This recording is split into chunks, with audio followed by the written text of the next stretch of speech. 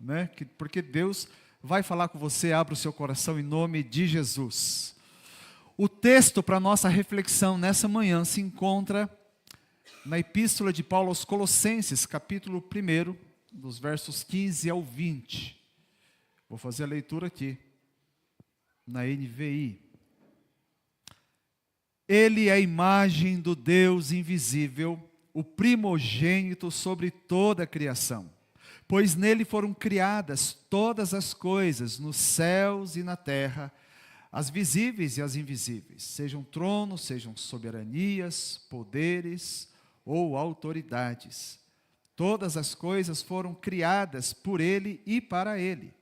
Ele é antes de todas as coisas e nele tudo subsiste.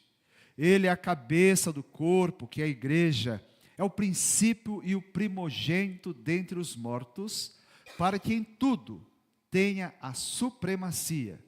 Pois foi do agrado de Deus que nele habitasse toda a plenitude, e por meio dele reconciliasse consigo todas as coisas, tanto as que estão na terra, quanto as que estão nos céus, estabelecendo a paz pelo seu sangue derramado na cruz.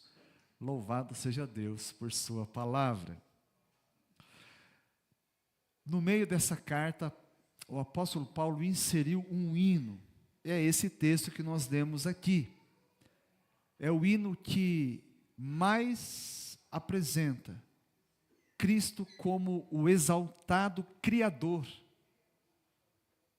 Nenhum outro texto aqui no Novo Testamento apresenta tão declaradamente Jesus Cristo como aquele que criou todas as coisas, a sua eterna divindade. E esse texto importa para as questões fundamentais da filosofia existencial, que trata, né, da liberdade, da responsabilidade, do propósito e do significado da vida. Vamos seguir aqui, versículo 1. Ele é a imagem do Deus invisível, o primogênito sobre toda a criação. Está falando de Jesus aqui. Nós, a gente sabe, de acordo com Gênesis capítulo 2, nós fomos feitos à imagem e semelhança de Deus. Jesus Cristo, Ele é a própria imagem de Deus. Quem olha para Jesus, está olhando para Deus. Outros textos bíblicos vão nessa mesma direção, por exemplo, Hebreus capítulo 1, verso 3. Ele diz aqui: o Filho é o resplendor da glória de Deus e a expressão exata do seu ser.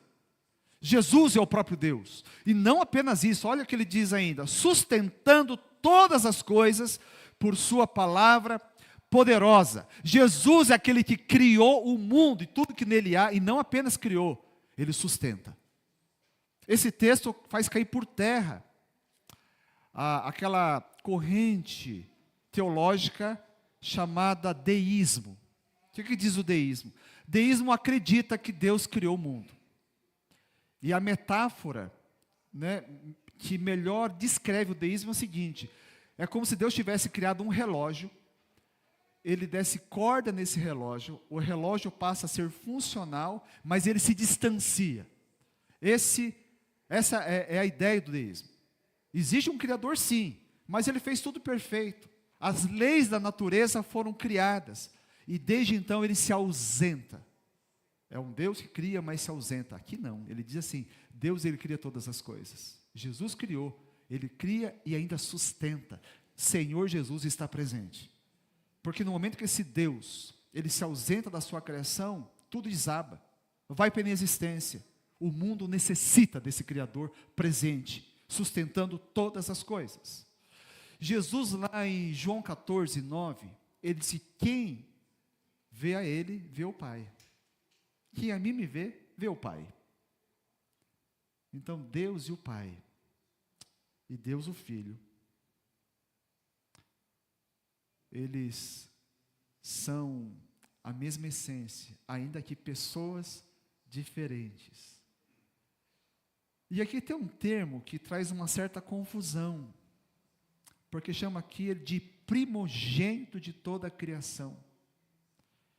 Estudiosos como Warren Wiersbe, entre outros, esclarecem que o termo aqui não é o primeiro gerado, porque esse é o sentido mais clássico de primogênito. O primeiro que foi gerado. Mas a ideia aqui não é essa, né? É no sentido dele ser o primogênito da criação. Porque ele mesmo é anterior a toda a criação. Está falando de supremacia, né? De importância. Ele é o primeiro em importância, essa ideia. E essa ideia de primogênito ser primeiro em importância, não primeiro gerado, não é novidade na Bíblia. Senão, se a gente for ver lá, Salmo, acho que não vai ter o texto aqui, Salmo 89, 27, falando de Davi, ele fala que Davi era o primogênito, e a gente sabe que ele não foi o primeiro filho de Jessé, né? Então, por que chama de primogênito ali? É de importância, né? Dentre os filhos de Jessé, aliás, ele era o caçula, e ele se torna então aquele de quem Jesus Cristo descendeu. Mas vamos lá, fica mais evidente no versículo 16, que Jesus não foi gerado, pois nele foram criadas todas as coisas nos céus e na terra, as visíveis e as invisíveis, sejam tronos, sejam soberanias, poderes ou autoridades, todas as coisas foram criadas por ele e para ele. Um historiador cubano-americano, teólogo bem conhecido, chamado Justus Gonzalez, ele falando aqui desses tronos, soberanias, poderes e autoridades, ele diz que não é difícil saber como o povo original lá de Colossos entendeu cada um desses termos. Gonzalez é enfático, ele diz assim que é impossível saber. A única coisa que nós sabemos era que eram entidades espirituais, apenas isso. Quem é crente há mais tempo sabe que quando foi? Na década de 90, 80 para 90, surgiu um movimento chamado Batalha Espiritual. E esse movimento começou a se interessar muito por esse mundo espiritual do mal. E começou a fazer uma série de classificações, né?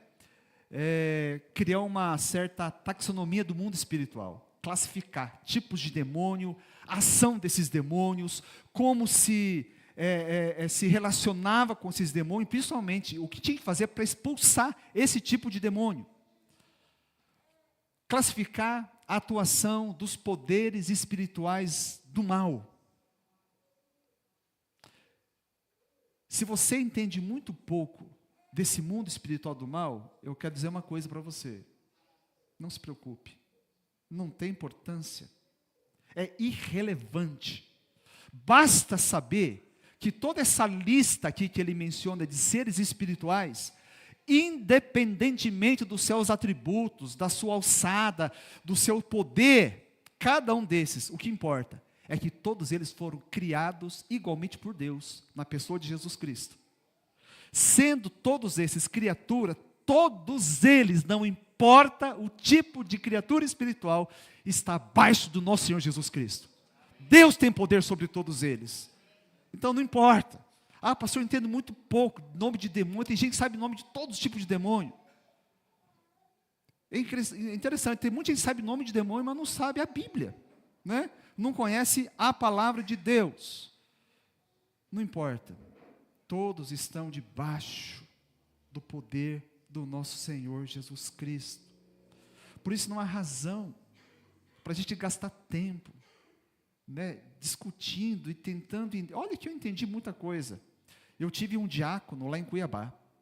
Ele foi bruxo, mas bruxo de verdade. O Senhor o resgatou com 60 anos. ele não apenas tinha relacionamento com os demônios, ele via a figura dos demônios. Naquele tempo ele falava muita coisa sobre isso. Eu lembro que uma vez eu estava orando com ele, aliás, todos os dias eu orava com ele na igreja. Antes de eu começar o meu ministério e ele ir para o trabalho dele, a gente orava junto, todos os dias. Antes de falar bom dia para minha esposa, eu falava bom dia para ele. E a gente orava. E tinha vezes que uma vez ele falou assim: pastor, eu estou vendo, eu nem vou falar o nome, porque aqui não cabe nome de demônios, não é? Mas ele conhecia.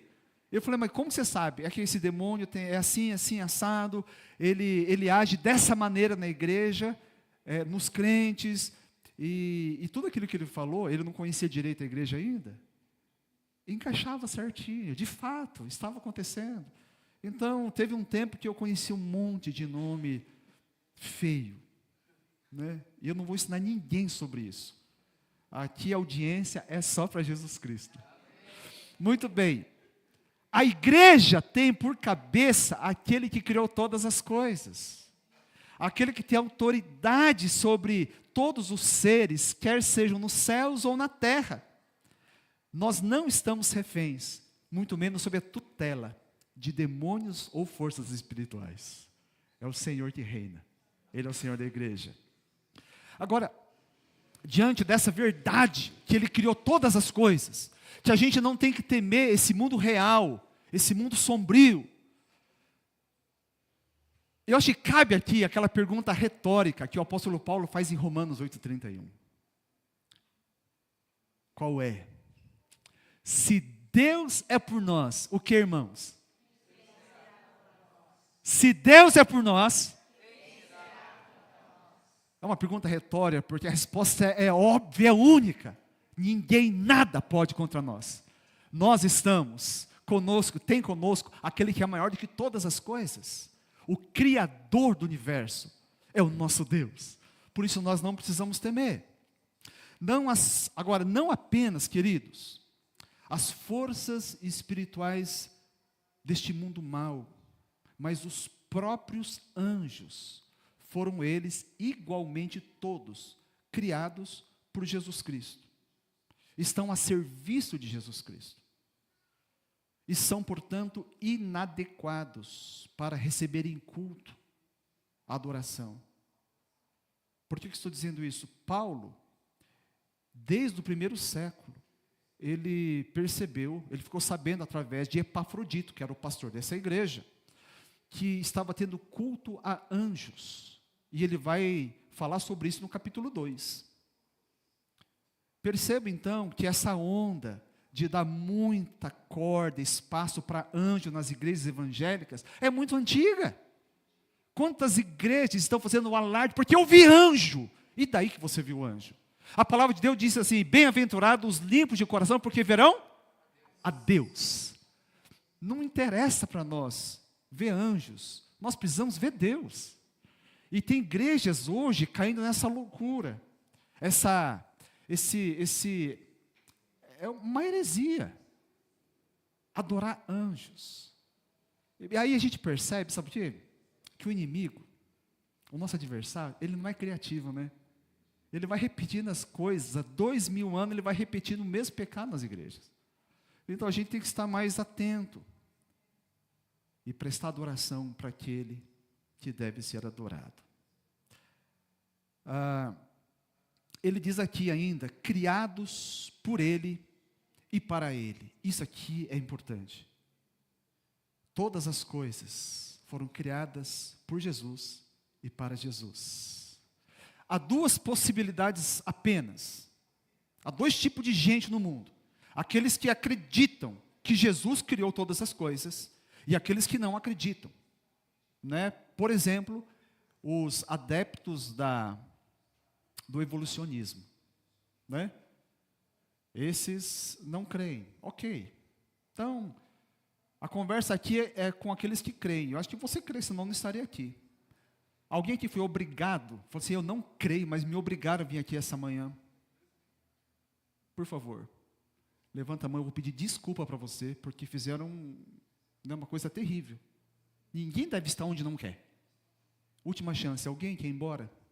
Eu pago o Uber para você ir embora, se você não crê em Deus. Ok, então, É com você a conversa hoje. Sabe que a Bíblia, ela em momento algum, ela defende, nem argumenta a favor da criação. Fala assim, por favor, creia que Jesus... Não fala nada disso. Ela tão somente afirma, ela narra. Porque nas Escrituras, é um fato que já chegou num ponto pacífico, não tem o que discutir. Não se questiona isso. A Bíblia não procura convencer ninguém a crer na existência do Criador. Porque ela tem isso por líquido e certo. A Bíblia, para nós, é a palavra de Deus. Para a igreja, é a palavra de Deus, é a normativa e pronto. Agora, se há um Criador, e a palavra de Deus afirma que existe um Criador, então, presta atenção, a vida tem propósito. Tudo que foi criado para um fim. Tudo. Desde um objeto mais simples, como esse iPad aqui. Esse iPad ele foi criado para um fim, e eu estou usando para esse fim. Parte desse fim.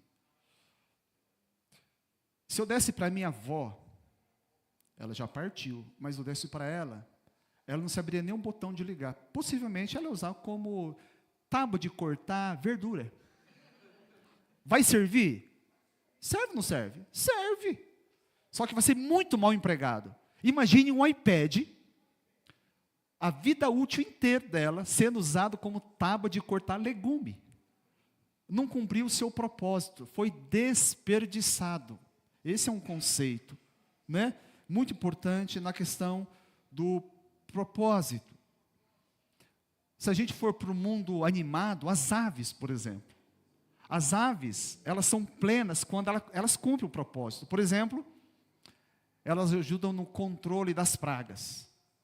É onde tem ave, come as pragas, os insetos. As aves ajudam na polinização das árvores frutíferas, como os beija-flores. As árvores ajudam... eu vou ofender um pouco agora os veganos e vegetarianos, complementar a nossa fonte de proteínas. Eu gosto de um frango frito, bem frito, assim, um caraguê. É bom, não é? É muito bom. Então, está cumprindo o propósito. A árvore não fez nada a vida inteira, não polinizou, não disseminou semente, mas no fim, caiu na sua mesa. Louvado seja Deus, Inclusive, nós falamos literalmente disso. Deus, obrigado por este almoço. Agora, o fato de Jesus ser o Criador de tudo que existe, significa o quê? Que você foi criado por Ele. Se você foi criado por Ele, não é obra do acaso, nem resultado daquilo que é estatisticamente falando impossível. A Emily está aqui ou não? A Emily não está aqui. A Emily está lá em cima. A gente tem aqui uma estudante de mestrado em estatística. Ela faz estatística lá na USP. Ela pode depois, quem não acredita em mim, ela vai provar para vocês que estatisticamente falando, o nada virar você é impossível. Não dá para chegar. Muito bem. Implica que você tem um propósito nessa vida. A sua vida tem um propósito, tem um significado. O que não é autodefinido por você mesmo. Não é você que decide. Para isso que eu sirvo. O Criador te fez com um propósito. Assim, o certo e o errado. Sabe, a moral. Assuntos esses que são tratados pela ética. Ele deixa de ser uma questão de fórum íntimo. Não é mais assim. Sabe, não é algo relativo, de decisão particular. Não é. Porque há um Criador. E você acredita nisso, porque não foi embora. O Vale Uber está de pé ainda, viu?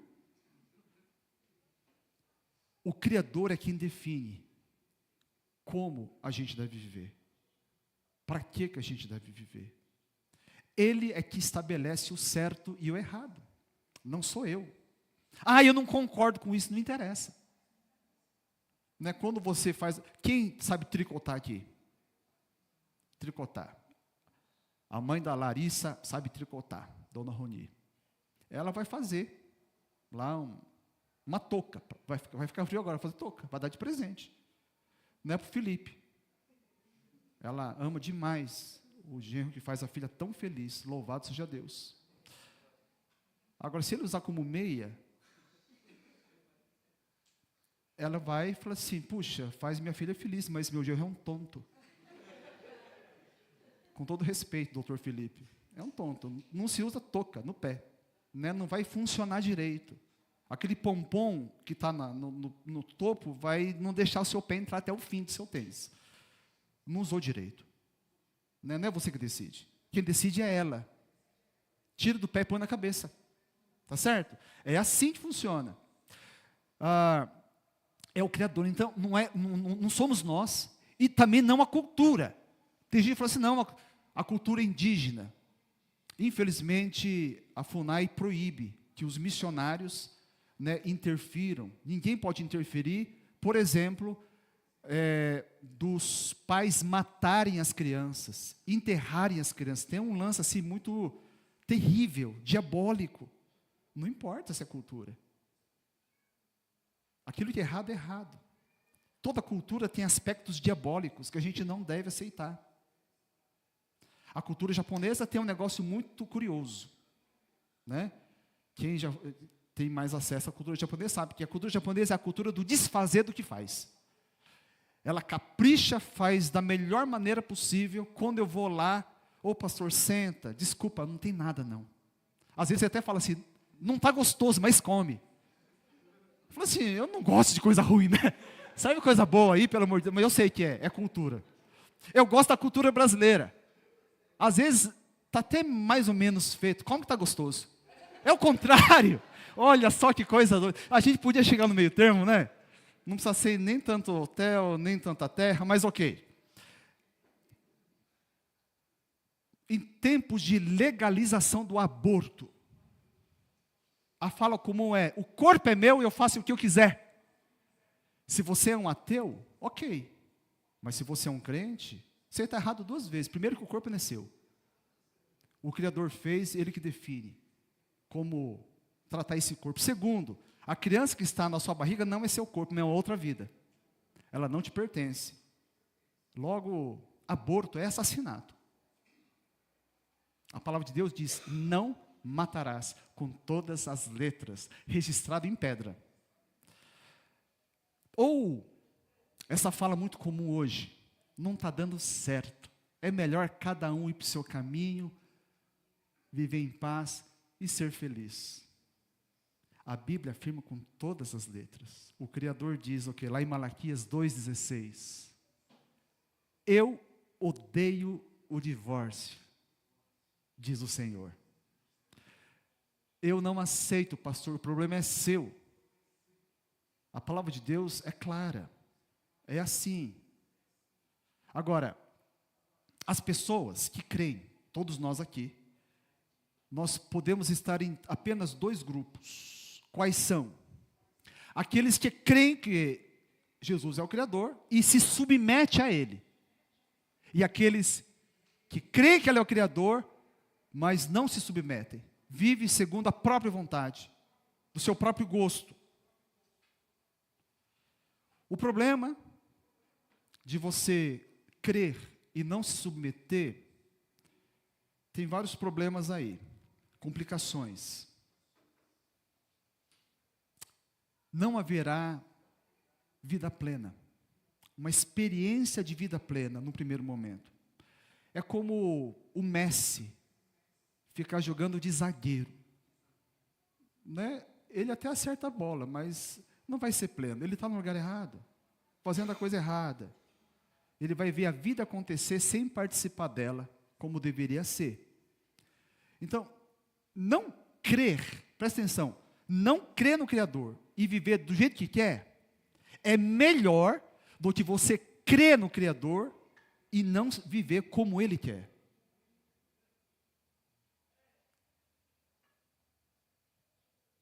Porque vai ter consequências que vai afetar diretamente a sua vida aqui. Não estou nem falando depois da morte. Veja lá, 1 de Timóteo 1, 18 e 19.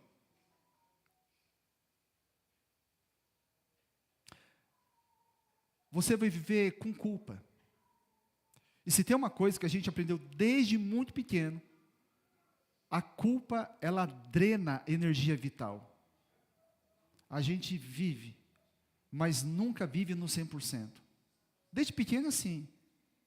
Só que quando a gente era pequeno, a gente conseguia, a gente era mais sensível à culpa.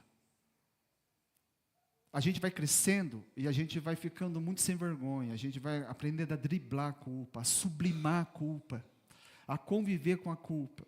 Mas de qualquer maneira, criança ou velho, a culpa, ela inviabiliza a vida.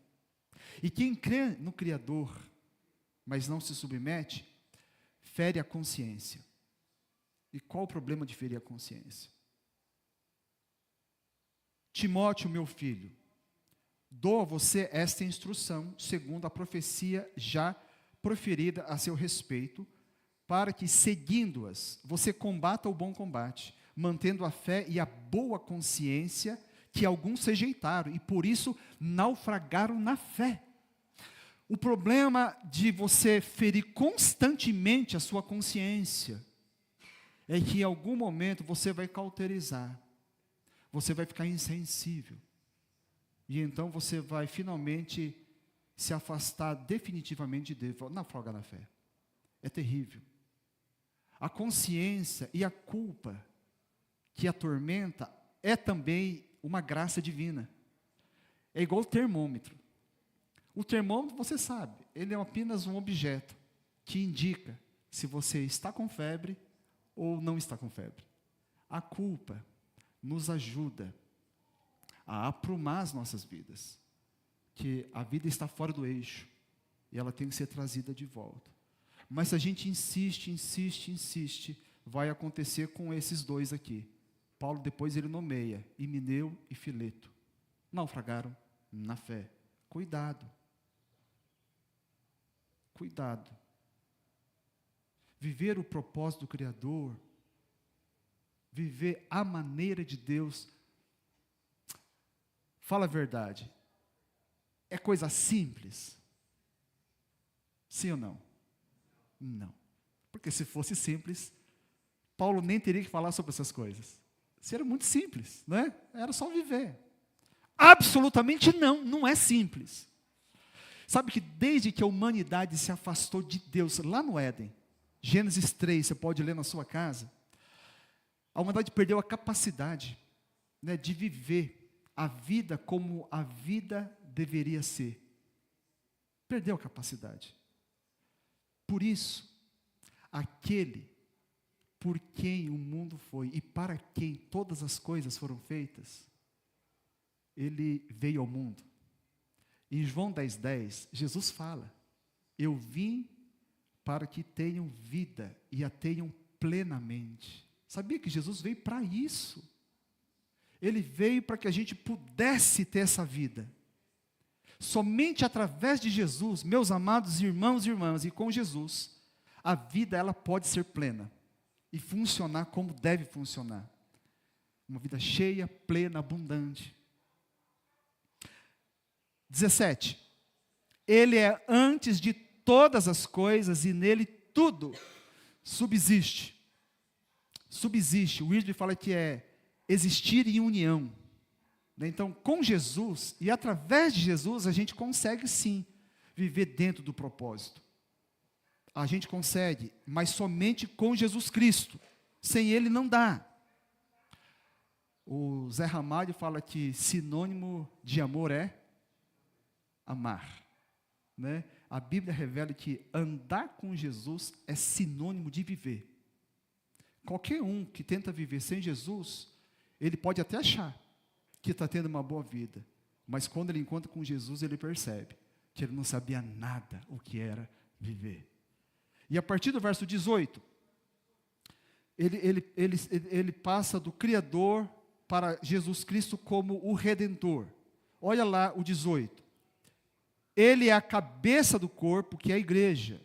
É o princípio e o primogênito dentre os mortos, para que em tudo tenha a supremacia. Jesus é a cabeça, é a fonte, é a origem, é o líder.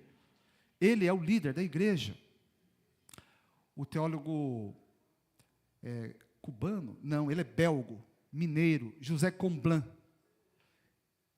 comentando sobre isso, ele fala assim: depois da ressurreição, Cristo ainda tem uma presença material, o seu corpo aqui na terra, em lugares visíveis, a igreja.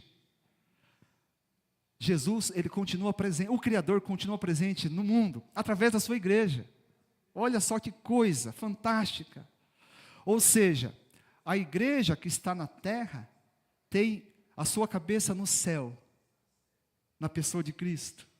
E Cristo, né, que tem o seu corpo, a sua presença lá no céu, ele tem o seu corpo aqui na terra.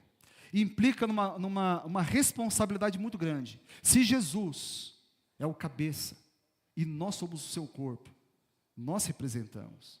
Todo mundo, quando saiu de casa, se olhou no espelho. Alguém não olha no espelho? Aí, mas tão feio que eu não me aguento. Eu vou de costas para o espelho. Não, mas todo mundo vai para o espelho. Você se olha.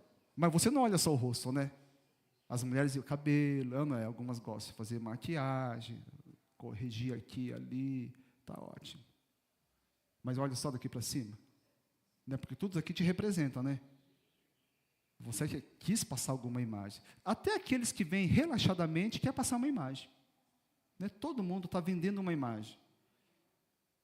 A igreja, quando o mundo olha para nós, a igreja de Cristo, eles vão ter alguma imagem de Jesus. Que tipo de conceito Jesus está tendo por nossa causa? Já pensou nisso?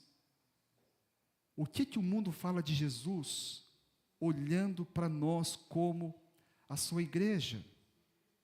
Que papel importante a gente tem a cumprir. Porque a igreja não pode ser, sabe, um local físico, para onde os crentes afluem todos os domingos, a fim de prestar um culto a Deus. Apenas. Não pode.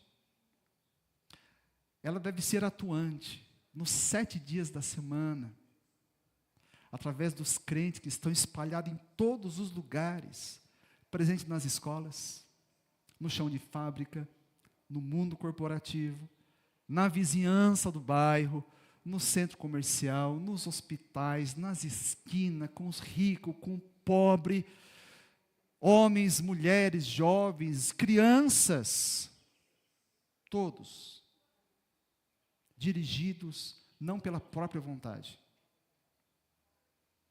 ou ambição egoísta, mas pela vontade e direção daquele que é o cabeça, aquele que comanda o corpo. Que coisa boa é que as mulheres dessa igreja têm Jesus como cabeça. Quem tem mais de 20 anos de casado aqui? 20 anos de casado, vai, 20 anos. Pelo menos 17 vezes você pensou em enforcar seu marido. E você não fez, porque o cabeça falou: não, não faça isso.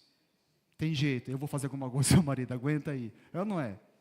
2 vezes você pensou em colocar alguma coisa esquisita no feijão do seu marido. E tantas outras coisas, você pensou, mas não fez. Se tivesse feito, né, que coisa, o mundo seria outro, mas a igreja é um povo que segue o cabeça, o Cristo. Louvado seja Deus.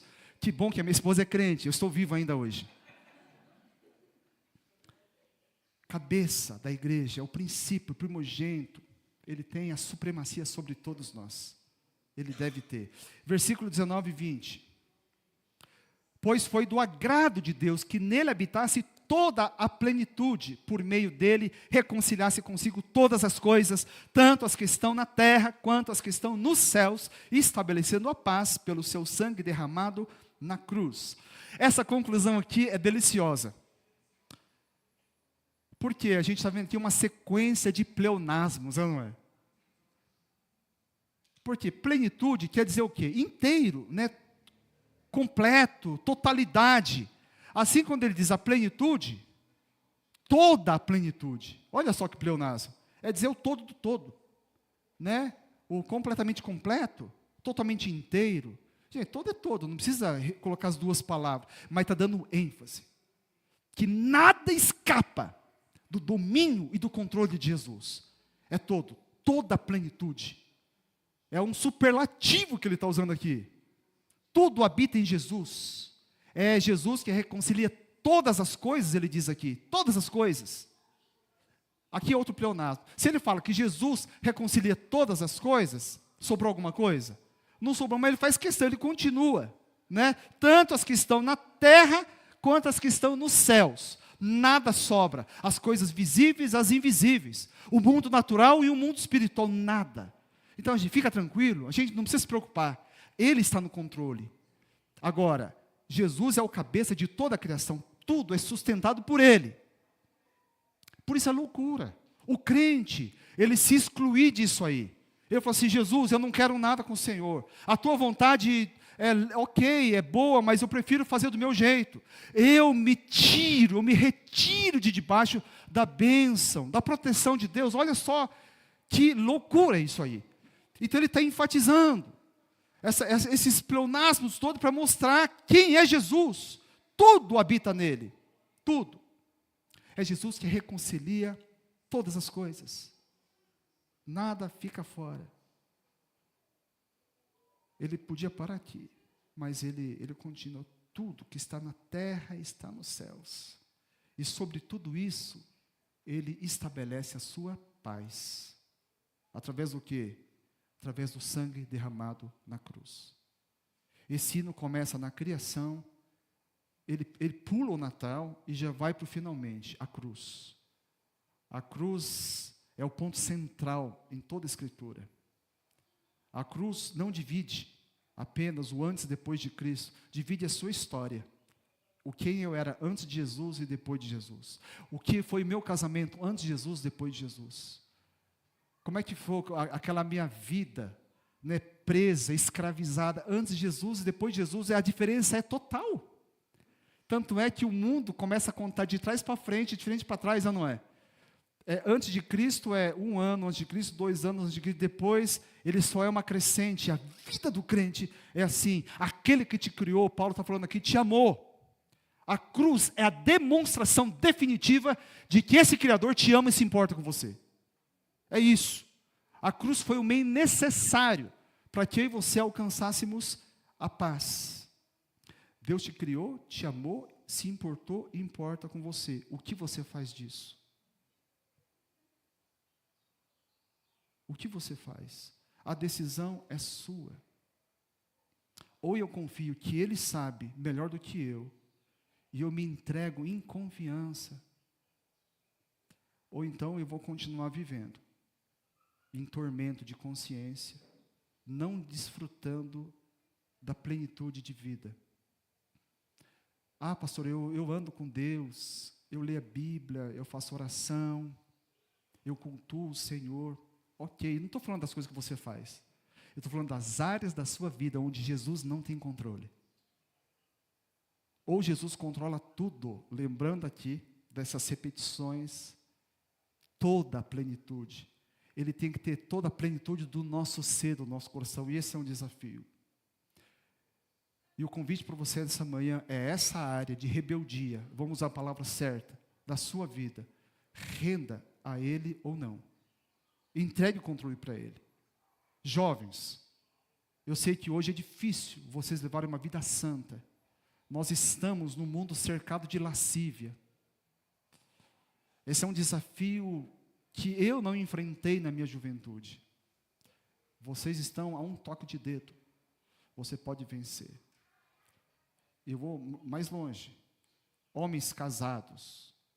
Segundo as pesquisas, mais da metade dos homens casados, eles são viciados em pornografia. Você está fora do plano de Deus também. Vamos deixar Jesus controlar todas as áreas.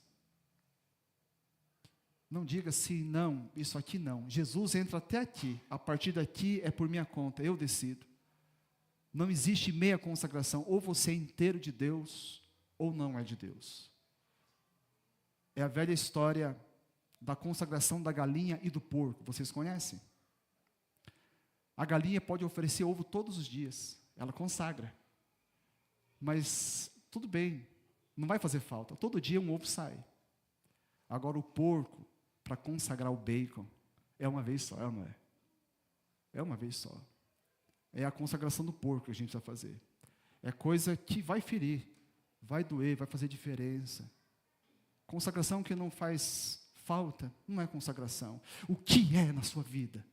Eu falo assim, pastor, eu creio que Jesus é o Criador. A gente vai falar que realmente crê. E que Ele realmente sabe o que faz, se a gente fizer isso, der esse passo hoje. Uma decisão que você vai tomar, e você sabe qual é.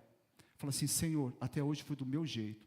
A partir de agora, essa área aqui, que estava sob o meu controle, eu vou sair do comando. O Senhor, por favor, entra no comando da minha vida. Tome conta da minha casa. Dirija a minha vida. Curva sua cabeça, nós vamos orar.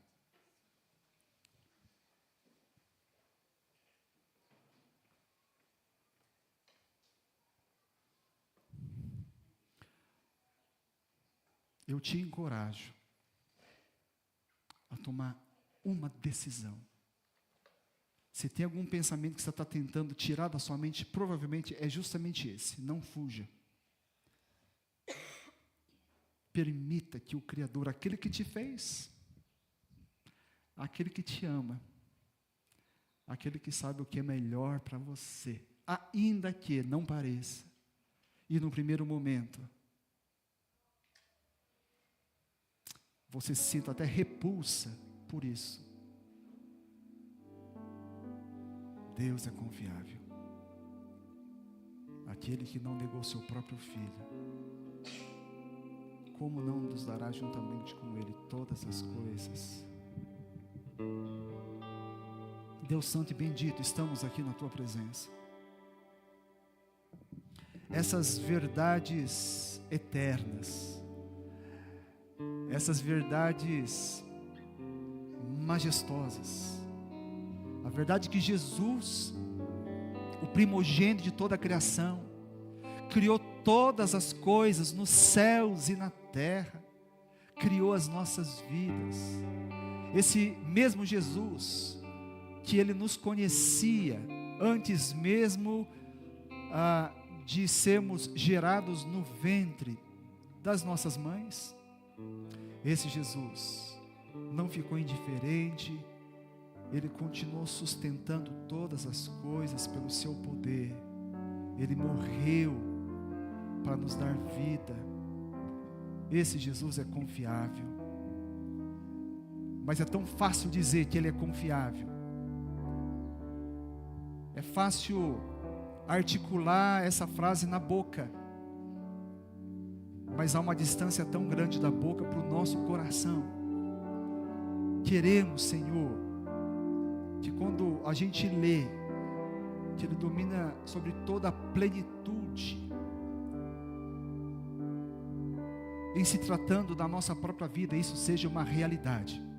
A plenitude do nosso coração seja dominado pelo Senhor Jesus Cristo.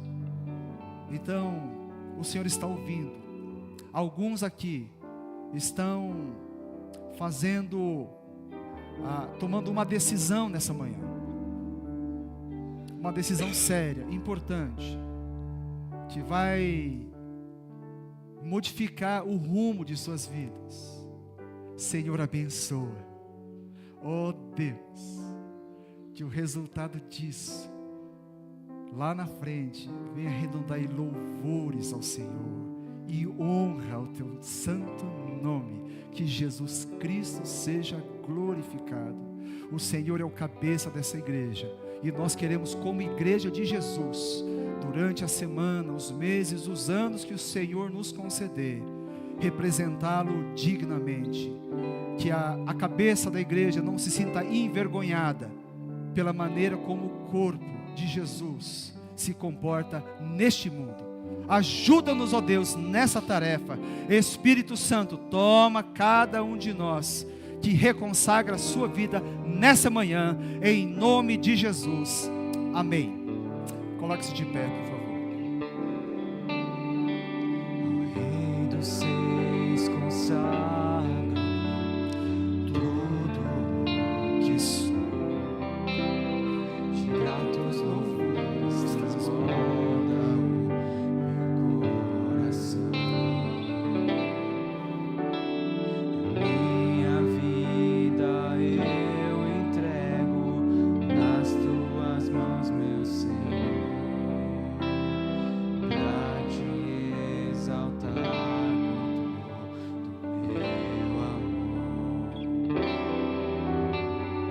Eu te louvarei conforme a tua justiça. Cantarei louvores, pois tu és altíssimo. Celebrarei a ti, ó Deus, meu viver. Cantarei, contarei as suas obras, pois por tuas mãos foram criadas terra, céu e mar e todo ser que neles há. Toda a terra celebra a ti, com cântico de júbilo, pois tu és o Deus Criador. Toda a terra celebra a ti, com cântico de júbilo, pois tu és o Deus Criador. Rei dos seis consagro tudo o que sou. De gratos louvores transborda o coração. Minha vida eu entrego nas tuas mãos, meu Senhor, pra te exaltar com todo o meu amor.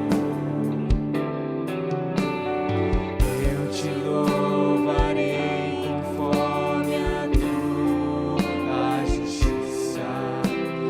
Cantarei louvores, pois tu és altíssimo. Celebrarei a ti, ó Deus, no meu viver.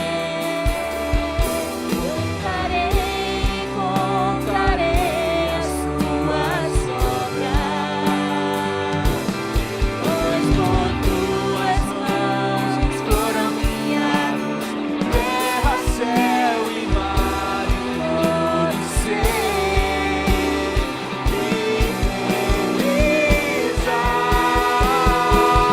Toda a terra celebra a ti, com cântico de júbilo, pois tu és o Deus Criador. Toda a terra celebra a ti, com cântico de júbilo, pois tu és o Deus Criador. Que a graça de nosso Senhor e Salvador Jesus Cristo, o amor de Deus, o Pai, a unção, o consolo, a presença do Espírito Santo, seja com cada um aqui e com toda a igreja de Cristo. Amém e amém.